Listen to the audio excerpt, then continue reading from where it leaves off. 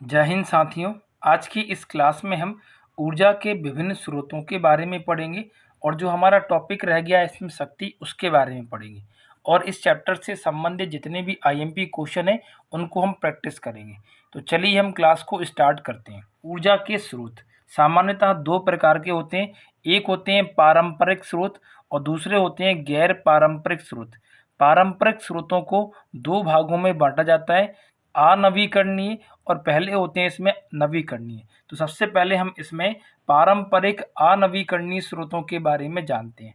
तो ऊर्जा के ऐसे स्रोत जो मुख्य रूप से जिनका जो भंडारण है वह कैसा है, सीमित है, मतलब कुछ समय तक ही हमारे पास हैं और एक समय के बाद में ये क्या हो जाएंगे, खत्म हो जाते हैं। तो उन्हें अपन क्या कहते हैं, अनवीकरणीय स्रोत कहते हैं। और जिनको हम बार बार यूज नहीं कर सकते, एक बार उपयोग किया उसके बाद उनको हम दोबारा उपयोग में नहीं ले सकते, उन्हीं को अपन क्या कहते हैं, अनवीकरणीय स्रोत कहते हैं। यह स्रोत सीमित होते हैं।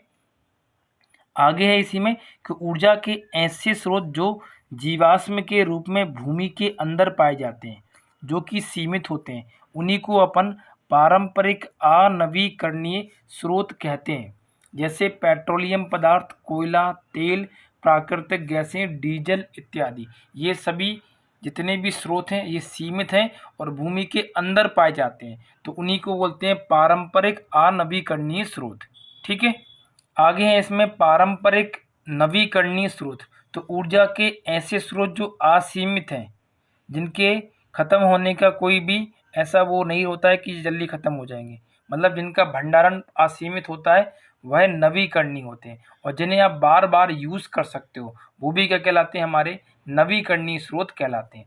तो ऊर्जा के ऐसे स्रोत जो जीवाश्म के रूप में भूमि के ऊपर पाए जाते हैं। इससे पहले जो अनवीकरणीय लिखे थे वो भूमि के अंदर थे, ये वाले भूमि के कहाँ पाए जाते हैं, ऊपर पाए जाते हैं। उन्हें अपन पारंपरिक नवीकरणीय स्रोत कहते हैं। जैसे लकड़ी, गोबर, वनस्पति अवशिष्ट पदार्थ, लकड़ी का चारकोल, बायोगैस इत्यादि, ये सभी पारंपरिक नवीकरणीय स्रोत कहलाते हैं। आगे हैं हमारे गैर पारंपरिक स्रोत। तो ऊर्जा के ऐसे स्रोत जिन्हें मनुष्यों ने अपनी सुविधा के लिए समय समय पर विकसित किया है और उनसे ऊर्जा प्राप्त की है, उन्हीं को अपन ऊर्जा के गैर पारंपरिक स्रोत कहते हैं। देखिए, जितना भी फ्यूल वगैरह होता है जो भूमि के अंदर पाया जाता है उसे हमने नहीं बनाया, इसलिए वो पारंपरिक स्रोत है। मिट्टी, लकड़ी, गोबर, कोयला, ये सब जो कि मिट्टी से बनते हैं, इनको भी हमने नहीं बनाया है, तो ये भी पारंपरिक में आते हैं। जिन चीज़ों को हमने बनाया है और हम उनसे ऊर्जा प्राप्त कर रहे हैं, तो वो वाले कहलाते हैं गैर पारंपरिक। जो हमें नेचर ने दिए वो क्या कहलाते हैं, आपके पारंपरिक कहलाते हैं। ठीक है। और जितने भी गैर पारंपरिक स्रोत होते हैं वह ऊर्जा के नवीकरणीय स्रोत होते हैं, मतलब इन्हें अपन बार बार यूज कर सकते हैं।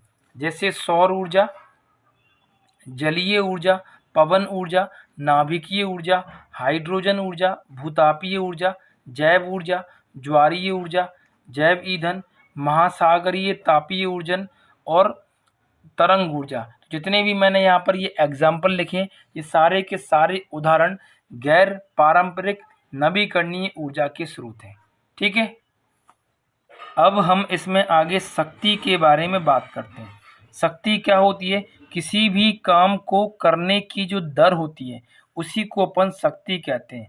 जब भी आपको कोई काम करने को दिया जाए और उस काम को करने के को आपको कोई पर्याप्त समय दिया जाता है, तो वहाँ पर हमेशा क्या होता है, आपका शक्ति होता है। जैसे रमेश किसी काम को 10 दिन में पूरा करता है, तो इसका मतलब है 10 दिन में वो जब किसी काम को पूरा कर रहा है तो यह उसकी शक्ति है। जैसे अभी आपकी परीक्षा आने वाली है 2 मई से, समय बचा हुआ है कम और काम क्या है हमारे पास ज़्यादा, तो काम लिखेंगे आप ऊपर और समय का भाग लगाएंगे नीचे, तो आपको क्या मिल जाएगा, शक्ति मिल जाएगी। तो शक्ति बराबर होता है कार्य बटे समय। कार्य को हम W से बताते हैं, समय को T से बताते हैं। कार्य का मात्रक होता है जूल, समय का होता है सेकंड, और इस पूरे को एक साथ कहा जाता है वॉट। अतः शक्ति का ऐसा ही मात्रक वॉट होता है। ठीक है। शक्ति एक अदिश राशि होती है क्योंकि इसी में किसी भी प्रकार की दिशा नहीं होती है। आगे है शक्ति का जो व्यावसायिक मात्रक होता है, जिसे अपन कहते हैं कमर्शियल यूनिट ऑफ पावर, वह क्या होता है, किलो वाट, घंटा होता है, जहाँ पर किलो का मतलब होता है 1000, वाट का मतलब क्या होता है, जूल अपॉन सेकेंड को हम वाट कहते हैं, जो कि शक्ति का एसआई मात्रक होता है। जब कभी ऊपर जूल लिखा हो, नीचे सेकेंड लिखा हो, तो उसे काट कर आप उसके स्थान पे वॉट को लिख सकते हैं। और पीछे यहाँ पे लिखा है आवर, आवर मतलब होता है घंटे। अर्थात जब कभी भी आपको किलो, वाट और घंटा एक साथ दिख जाए तो उसी को अपन कहते हैं एक यूनिट बिजली की खपत कहते हैं। ठीक है, आगे है इसमें एक अश्व शक्ति या हॉर्स पावर। तो मशीनों की शक्ति को मापने की यह इकाई होती है अश्व शक्ति। तो एक हॉर्स पावर बराबर होता है 746 वाट। इसका मतलब होता है कि जो घोड़े होते हैं वह 746 जूल काम कर लेते हैं 1 सेकंड में, क्योंकि यहाँ पर लिखा है वाट, वाट का मतलब होता है जूल बटे सेकंड, इसलिए इन्हें हम अश्व शक्ति कहते हैं।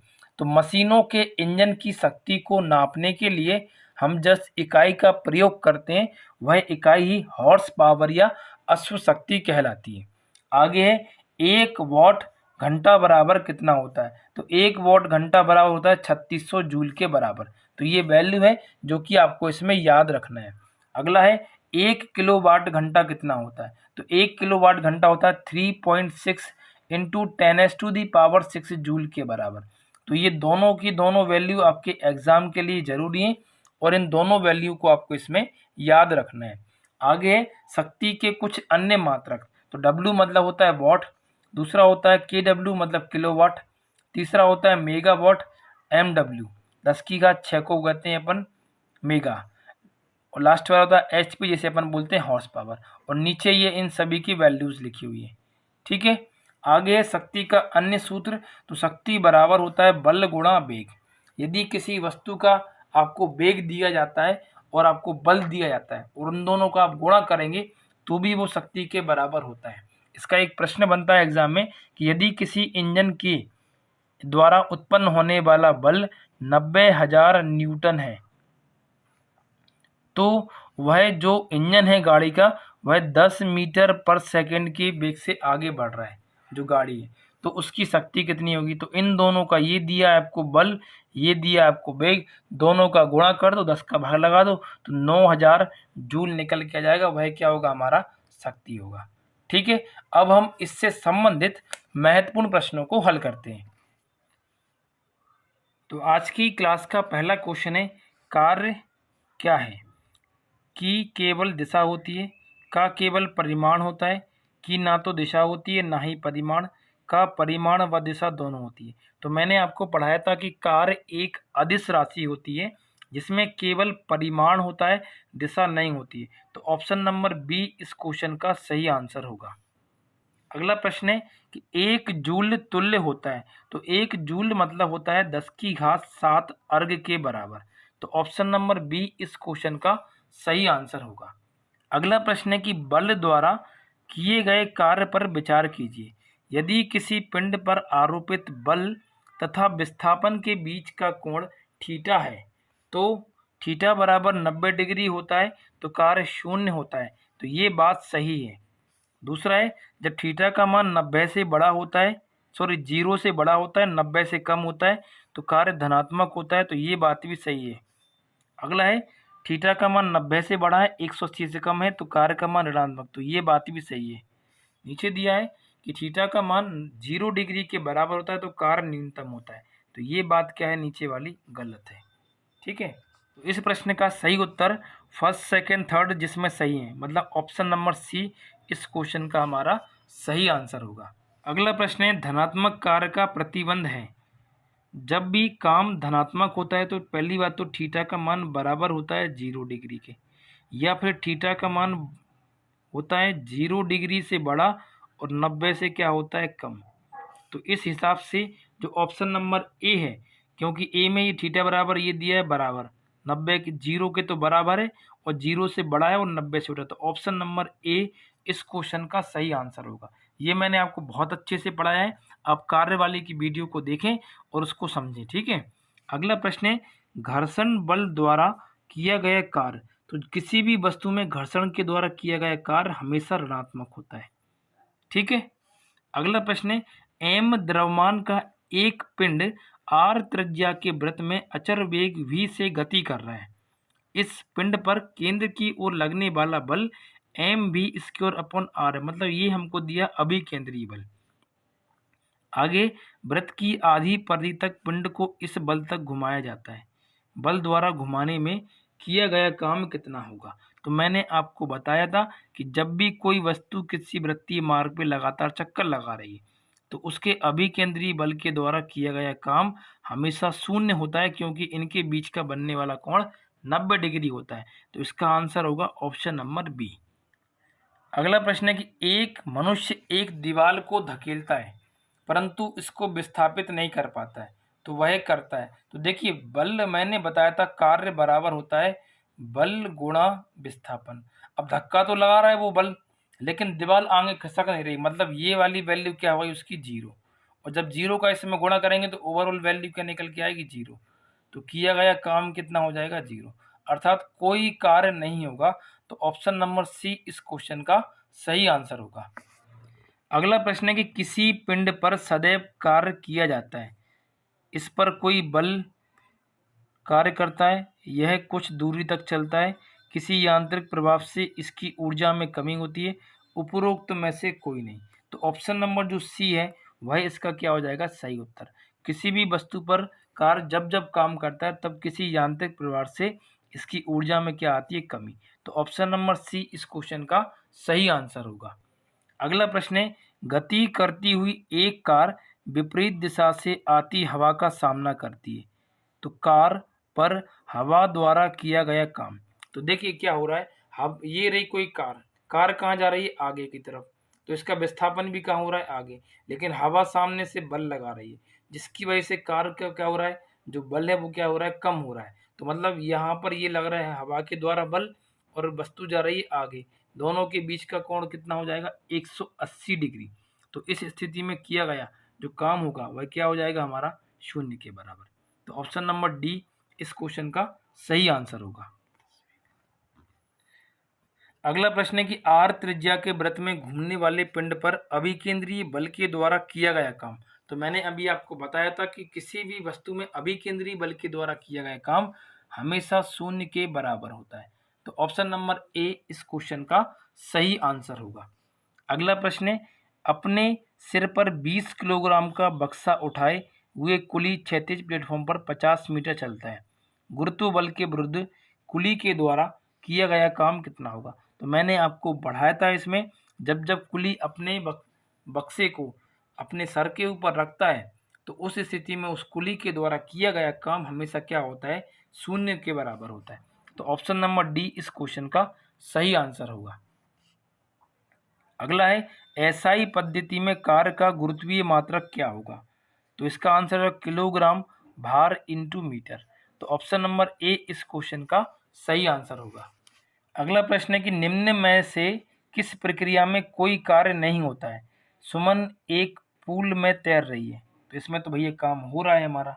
दूसरा है, एक इंजन ट्रेन को खींच रहा है, तो ये बात भी सही है। एक पवन चक्की कुएं से पानी निकाल रही है, इसमें भी काम हो रहा है। एक गधा अपनी पीठ पर वजन लेकर चलता है।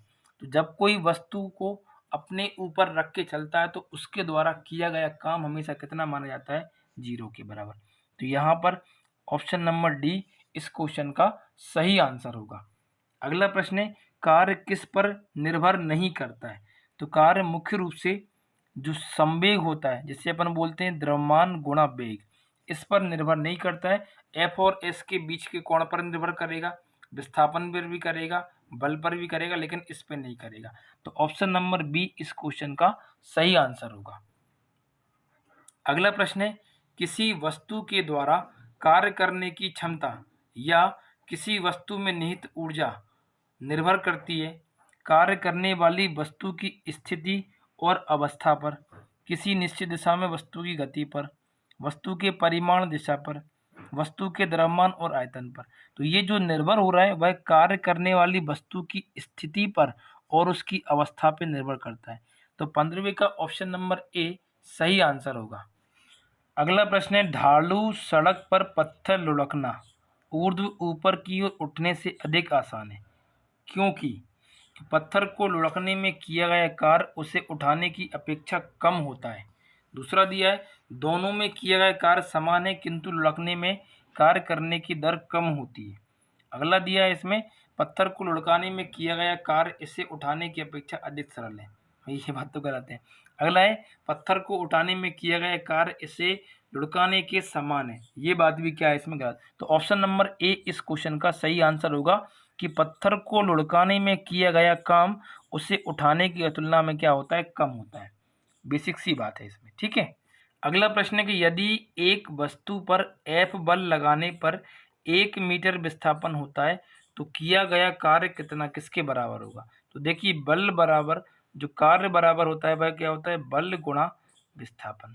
ये जो दिया है विस्थापन दिया है 1 मीटर, तो F की जगह पर कितना रहेगा F, और ये क्या है हमारा कार्य, तो W बराबर F बन जाए क्या हो जाएगा F, तो कार्य उस बल के बराबर होगा। तो ऑप्शन नंबर बी इस क्वेश्चन का सही आंसर होगा। अगला प्रश्न है जब बल और विस्थापन लंबवत दिशा में होते हैं तो कार्य कितना होता है, सदैव शून्य के बराबर होता है। ये बात मैंने आपको पीछे पढ़ाई है, एक बार पीछे से रिवाइज करें फिर इन प्रश्नों को आप एक बार हल करें।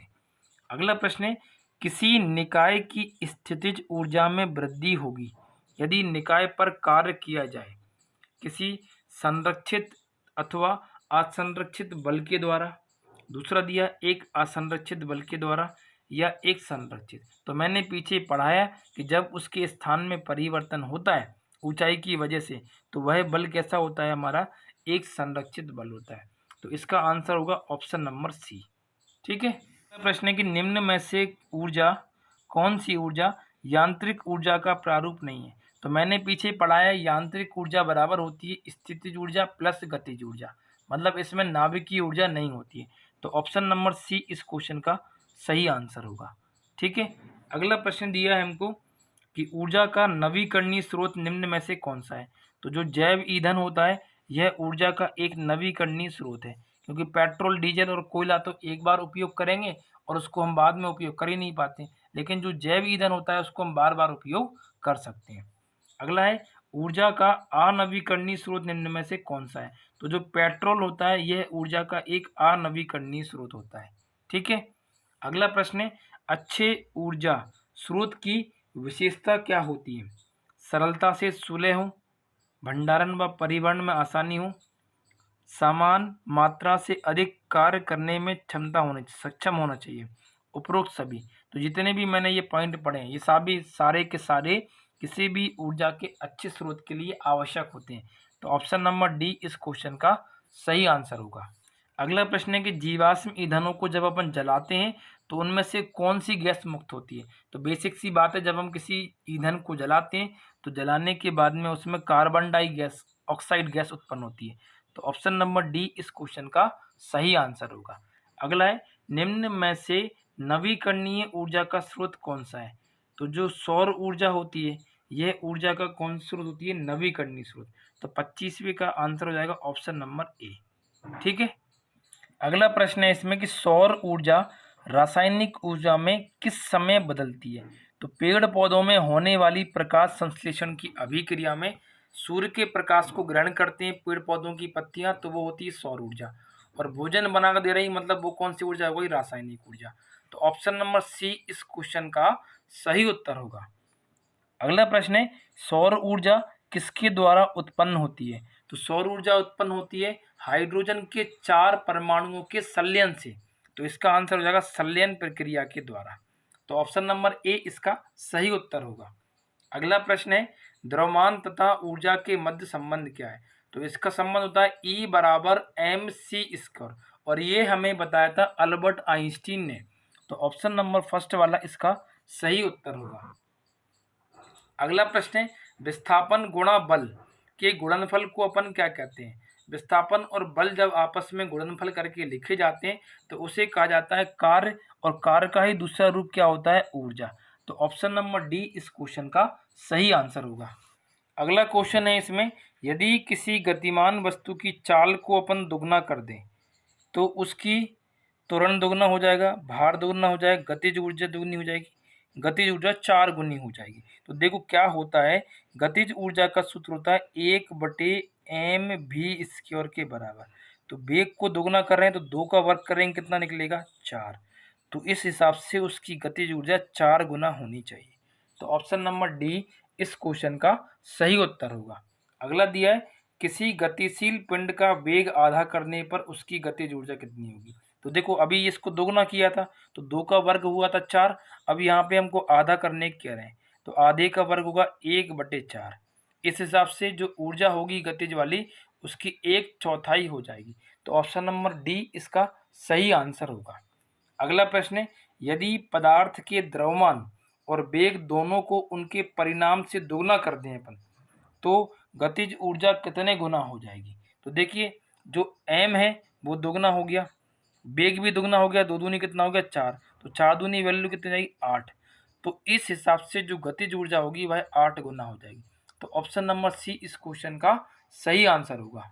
अगला प्रश्न है कि एक तोप का गोला बीच में फट जाता है, इसलिए इसके लिए सही विकल्प है संवेग बढ़ जाता है, संवेग घट जाता है, गतिज ऊर्जा बढ़ जाती है, गतिज ऊर्जा घट जाती है। तो जबकि जो तोप का गोला जो होता है बीच में जब फटता है तो इसका मतलब है उसकी गतिज ऊर्जा बहुत ज़्यादा अधिक हो गई है। तो ऑप्शन नंबर सी इस क्वेश्चन का सही आंसर होगा।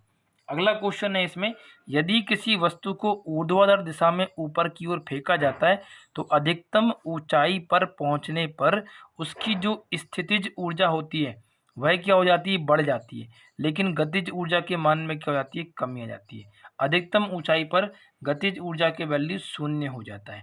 ये मैंने आपको पढ़ाया है, इसका आंसर ऑप्शन नंबर सी होगा। अगला प्रश्न है क्षैतिज और घर्षण रहित एक ठोस गुटके से एक गोली टकराती है एवं इसमें धंस जाती है तो इसमें संरक्षित है केवल संवेग, क्योंकि जो मोमेंटम था वो गोली के द्वारा उसको प्रदान किया गया था और वो मोमेंटम उसने अपने अंदर क्या कर लिया स्टोर कर लिया है। तो ऑप्शन नंबर सी इस क्वेश्चन का सही आंसर होगा। अगला प्रश्न है कि एक बंदूक से 5 ग्राम द्रव्यमान की एक गोली 100 मीटर पर सेकंड के वेग से छोड़ी जाती है। यदि बंदूक की जो नाल है उसकी लंबाई 1 मीटर है तो गैस के दहन से गोली पर लगने वाला बल कितना होगा। तो इसको सॉल्व करने के लिए मुझे थोड़ा यहाँ पर कुछ आपको समझाना होगा। तो देखिए यहाँ पे क्या होता है, सबसे पहले आपको दिया है गोली का द्रव्यमान और वेग। तो पहले अपन निकालेंगे गोली के द्वारा उसमें उत्पन्न होने वाली उसकी गतिज ऊर्जा। तो गतिज ऊर्जा का सूत्र होता है के ई बराबर mv²। ये दिया है 5 ग्राम, तो इसको चेंज करेंगे 5 को अपन किलोग्राम में तो 5/1000। v की वैल्यू दी है 100 मीटर पर सेकंड तो 100 गुणा कितना हो जाएगा 100। सॉल्व करो इसको तो 1 2 3 1 2 और 3 और 2 से इसको काटेंगे तो वैल्यू कितनी आएगी 5। तो जो गतिज ऊर्जा उत्पन्न होगी वह कितनी होगी 25 जूल के बराबर। ठीक है, अब वो पूछ रहा है कि ये लंबी कितनी है 1 मीटर और पूछ रहा है कि लगने वाला बल कितना होगा। तो देखिए जो कार्य होता है W बराबर वह होता है बल गुणा विस्थापन। तो ये वैल्यू दी है आपको 1 मीटर और आपको F निकालना है और ये W यहाँ पर बराबर करके लिखा हुआ है। ये दी है आपको गतिज ऊर्जा। तो मैंने पीछे पढ़ाया था आपको जो ऊर्जा होती है वह एक प्रकार से कार्य का ही रूप होती है। तो कार्य तो गतिज ऊर्जा यहाँ पर बराबर होगी W की। तो ये वैल्यू यहाँ पे 25 है, W बराबर हो जाएगा F इंटू 1 मीटर। तो 1 का यहाँ भाग लगाएंगे 25 में तो वही मिलेगा। तो F की वैल्यू मिलेगी 25 न्यूटन के बराबर। तो इस क्वेश्चन का जो सही आंसर होगा वही क्या हो जाएगा ऑप्शन नंबर बी। ठीक है, अगला प्रश्न है कि 1 किलो वाट घंटा बराबर होता है तो ये वैल्यू होती है 3.6 इंटू 10⁶ जूल के बराबर। ठीक है, चूंकि यहाँ पे पॉइंट नहीं लगा तो ऑप्शन नंबर ए इस क्वेश्चन का हमारा सही आंसर आ जाएगा। ठीक है, अगला प्रश्न है यदि किसी कण की गतिज ऊर्जा को अपन दोगुना कर दें तो इसके संवेग पर क्या अंतर पड़ेगा।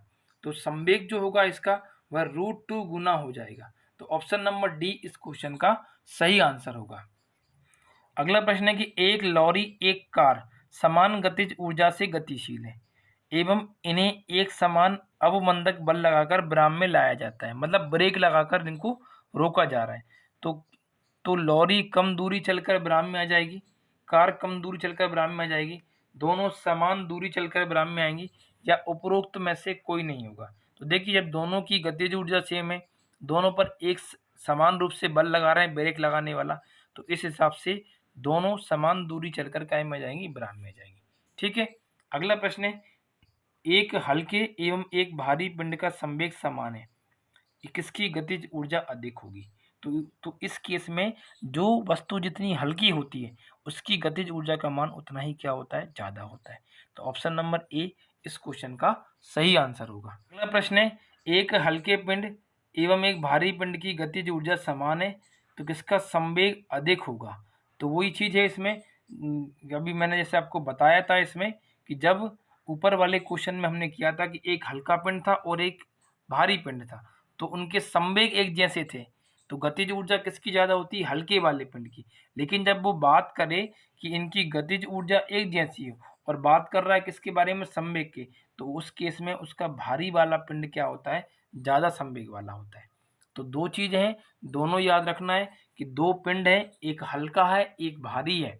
यदि दोनों की गतिज ऊर्जा एक जैसी है तो भारी पिंड वाले का संवेग ज्यादा होगा, और दोनों का संवेग अधिक है तो हल्के पिंड वाले की गतिज ऊर्जा अधिक होगी। ठीक है, अगला है कि किसी गतिमान पिंड की गतिज ऊर्जा किस प्रकार प्रभावित होती है, यदि इस पर किया गया नेट कार्य धनात्मक होता है तो उस केस में कम हो जाता है, बढ़ जाता है, अपरिवर्तित रहता है या शून्य होता है। जब नेट किया गया कार्य उसका धनात्मक होता है तो उस केस में उसके द्वारा की जाने वाली जो गतिज ऊर्जा होगी उसमें क्या हो जाएगी, वृद्धि हो जाएगी। तो ऑप्शन नंबर बी इस क्वेश्चन का सही आंसर होगा। अगला प्रश्न है, यदि किसी एक पिंड का संवेग दुगना कर रहे हैं अपन, तो संवेग को दुगना करने पर उसकी गतिज ऊर्जा पर क्या प्रभाव पड़ेगा? तो ऑप्शन नंबर जो डी होगा, 4 गुना हो जाएगी उसकी गतिज ऊर्जा। ठीक है, अगला प्रश्न है कि बराबर द्रव्यमान के दो पिंड क्रमशः 3v और 2v के वेग से गतिशील हैं, तो उनकी गतिज ऊर्जाओं का अनुपात क्या होगा? देखिए, द्रव्यमान जब एक जैसा है तो वो द्रव्यमान उनका कट जाएगा, क्योंकि फॉर्मूला होता है 1/2 mv² बराबर 1/2 mv²। ये m1 मान लो, चूंकि द्रव्यमान सेम है तो m1 है, तो ये v1 v2 मान लो, इसको v1 मान लें, इसको v2 मान लें, तो ये इतनी इतनी वैल्यू कट जाएगी। यहाँ पे रखेंगे 3 × 9 v², यहाँ पर रखेंगे 2 दूनी 4 का होल स्क्वायर, तो v² से v² कट जाएगा, तो 9 अनुपात कितना आ जाएगा, 4। तो ऑप्शन नंबर ए इस क्वेश्चन का सही आंसर होगा। ठीक है, तो आज की क्लास के लिए इतना ही, मिलते हैं हम अगली क्लास में, तब तक के लिए नमस्कार, धन्यवाद।